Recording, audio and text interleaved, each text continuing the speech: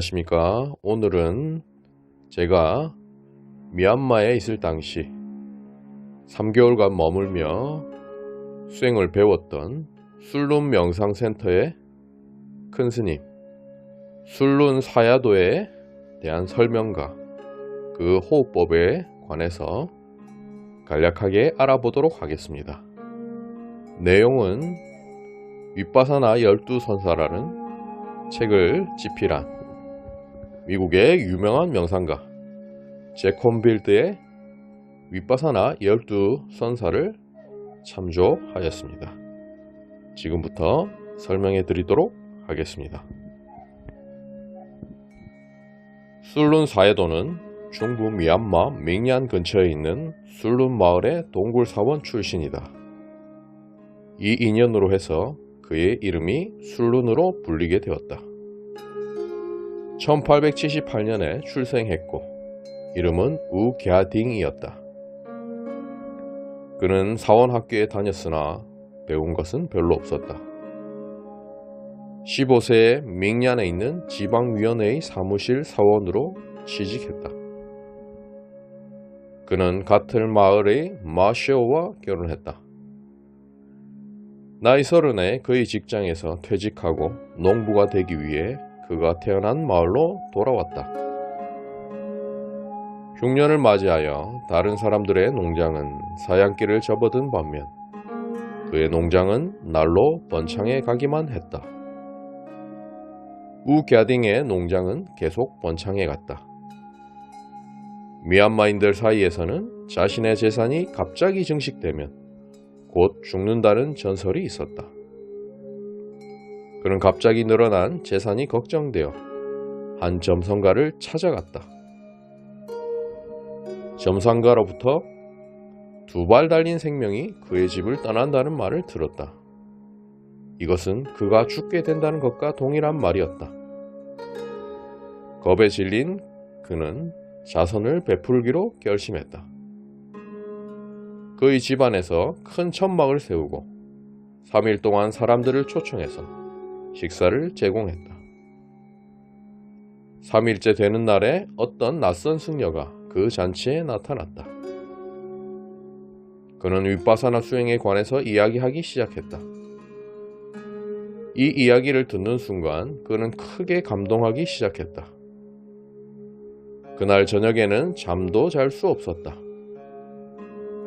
그 수행에 입문하기를 원했으나 경전에 대한 지식 부족으로 그의 희망을 말하기조차 두려웠다. 다음날 그는 경전에 무지한 사람도 수행을 할 수 있는지를 그 스님에게 여쭈었다. 그 스님은 윗바사나 수련은 경전 지식을 요구하는 것이 아니라 단지 간절한 마음과 부지런한 정진력만을 요구한다고 했다. 그리고 나서 그에게 호흡이 들어오고 나가는 것을 관찰하라고 했다. 그날부터 시간이 있을 때마다 호흡 출입을 관찰하기 시작했다. 그러던 어느 날 호흡 출입이 관찰하는 것만으로는 충분하지 않다고 말하는 한 친구를 만났다. 그는 코끝을 스치는 호흡의 감각을 알아차려야 한다고 했다. 우갸딩은 호흡에서 느끼는 감각의 알아차림을 수련했다. 그의 수련이 더욱 집중됨에 따라 그는 호흡의 느낌뿐만 아니라 옥수수를 자를 때 칼을 잡은 손의 감촉과 물을 기를 때 로프에 닿는 손의 감촉, 걸을 때는 땅에 닿는 발의 감촉 등도 알아차리려고 노력했다. 그가 하는 것에 있어 느껴지는 감각을 알아차리려고 노력했다. 가축을 돌볼 때는 나무 그늘 아래 앉아서 호흡에 마음을 집중했다. 수행 중에 색깔이 있는 빛과 기하학적인 무늬를 보기 시작했다. 그러한 것들이 무엇인지 몰랐지만 수행의 결실로 생각했다. 이러한 것들에 크게 용기를 얻어 더욱 열심히 수련하기 시작했다. 더 집중적으로 수련함에 따라 때로는 감각이 굉장히 고통스러워지기도 했다. 그러나 그러한 것들이 그를 멈추게 하지는 못했다. 이러한 것을 수행의 결실로 간주하고 보다 더 큰 결실을 얻으려면 이러한 것들을 극복하고 뛰어넘어야 한다고 믿었다. 그래서 더욱더 노력했고 고통스러운 감각을 극복하고 수행의 높은 단계에 다다를 때까지 더욱더 단호하게 마음 집중을 연마해 나갔다. 이와 같은 열성적 노력으로 1920년 중반에 열반을 처음 맛보는 임유과를 성취했다. 다음 달에 열반의 두 번째 단계를 얻었고 세 번째 달에 그는 세 번째 단계 아나함을 성취했다. 그는 그의 부인에게 승려가 되게 해달라고 허락을 구했다. 완강한 거부 끝에 마침내 부인이 동의했다. 그러나 그런 후에도 부인은 그녀의 곁을 떠나기 전에 마지막 홍경작을 위해 씨를 뿌려주고 갈 것을 요청했다. 그는 농장에 나가서 그녀의 마지막 소원을 들어주기로 했다. 그러나 그가 씨를 뿌리는 동안에도 세상을 버려야겠다는 강한 충동을 느꼈다. 그의 가축들을 모두 놓아주고 가축 멍에를 나무에 기대어 세워놓은 채 마을에 있는 사원으로 가서 절차에 따라 사미로 받아줄 것을 주지 승려에게 간청했다. 승려가 된 후 그는 근처에 있는 동굴로 가서 열심히 수련했다. 마침내 1920년 10월에 해탈의 마지막 도가인 아라한가를 성취했다. 이러한 소문이 승려들 사이에 알려졌다. 많은 승려들이 그를 시험하러 몰려들었다. 비록 그의 지식은 거의 문명에 가까웠지만 그의 대답은 가장 박식한 스님들까지도 만족시켰다. 종종 그가 설명한 대답에 그들은 동의하지 않는 점도 있었지만 경전과 대비했을 때 경정산의 많은 중요한 내용들이 그의 말을 입증한다는 것을 알았다. 각지에서 많은 식이 있는 승려들이 그의 지도를 받으려고 구름처럼 몰려들었다. 그 중에는 용맹정진을 한 후에 완전한 깨달음을 얻게 된 대단한 학식을 가진 냐옹 사야도도 포함된다. 술룬 사야도는 1952년 육신을 버리고 대열반에 들었다. 술룬 사야도는 천성적으로 정직하고 과묵하며 대단한 정신력과 결단력의 소유자였다.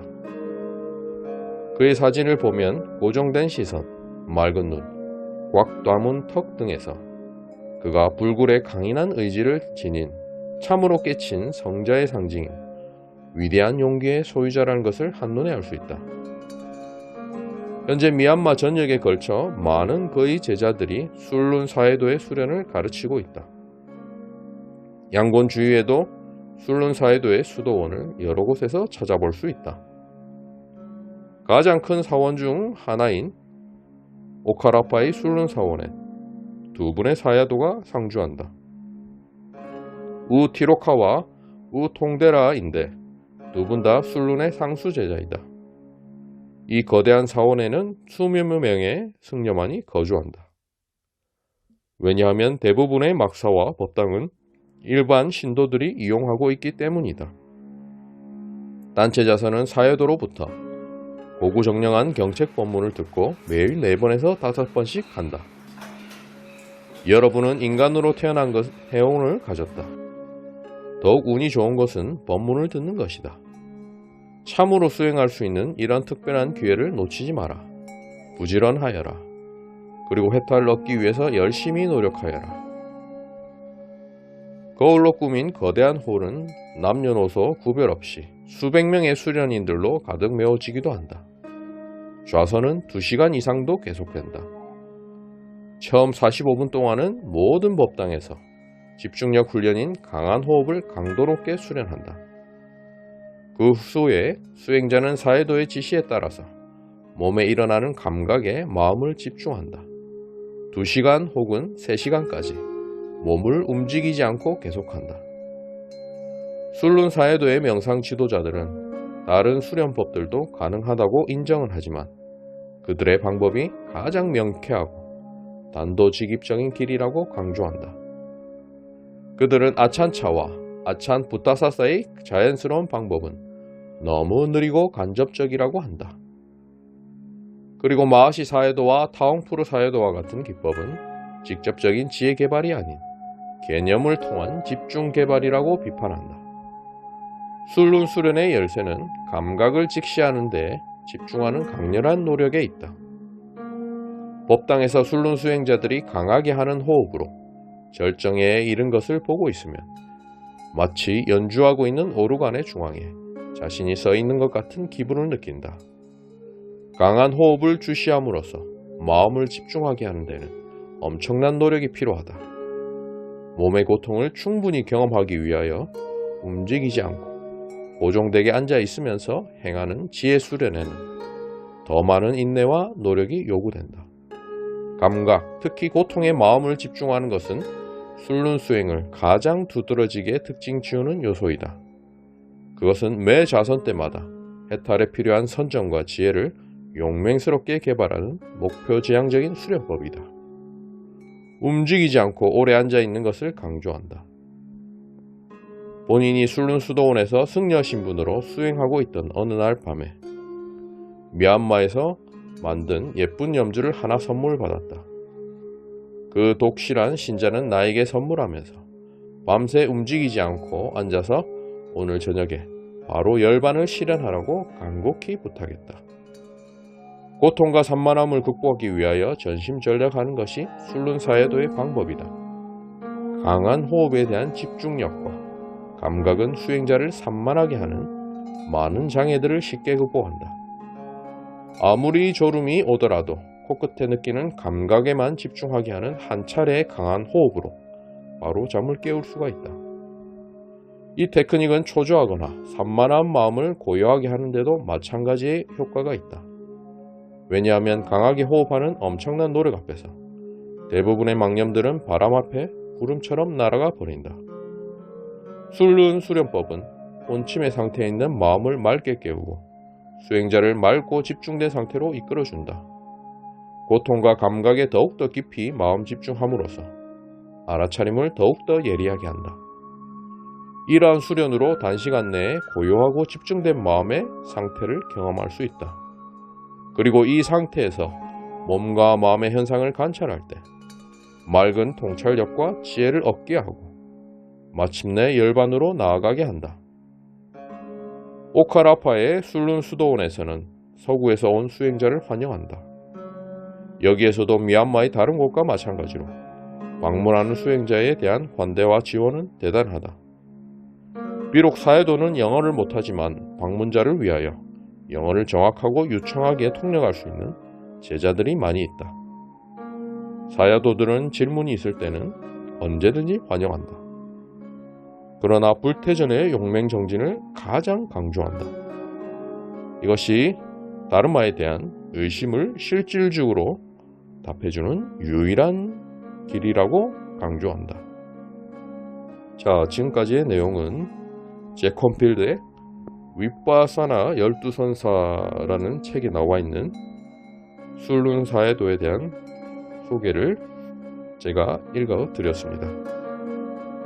다음번에는 제가 직접 배웠던 이 술룬 호흡법을 좀 더 쉽게 많은 분들이 따라해서 많은 이득과 건강과 그리고 행복과 수행의 여러 단계를 정진해 나갈 수 있도록 도움이 될 수 있도록 제가 잘 설명해 드리도록 하겠습니다. 네, 다음번에 술룬 호흡법 실습으로 만나도록 하겠습니다. 오늘 끝까지 들어주셔서 감사합니다.